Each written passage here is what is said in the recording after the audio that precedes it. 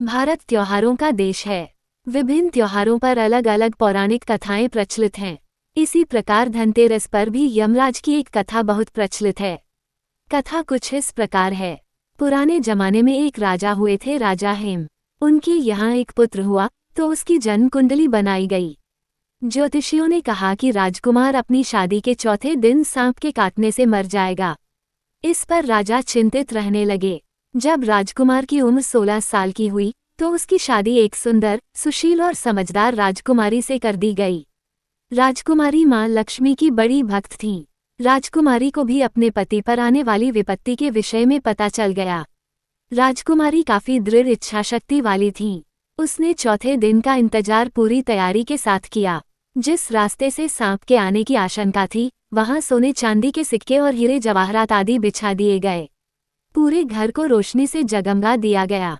कोई भी कोना खाली नहीं छोड़ा गया, यानी सांप के आने के लिए कमरे में कोई रास्ता अंधेरा नहीं छोड़ा गया।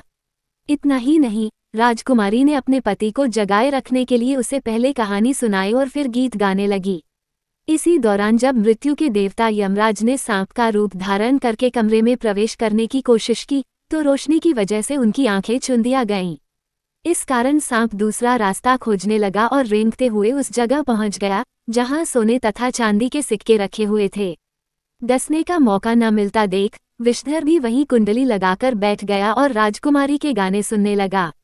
इसी बीच सूर्य देव ने दस्तक दी, यानी सुबह हो गई। यम देवता वापस जा चुके थे। इस तरह राजकुमारी ने अपनी पति को मौत के पंजे में पहुंचने से पहले ही छुड़ा लिया। ये घटना जिस दिन घटी थी वह धनतेरस का दिन था, इसलिए इस दिन को यमदीपदान भी कहते हैं। भक्तजन इसी कारण धनतेरस की पूरी रात रोशनी करते हैं।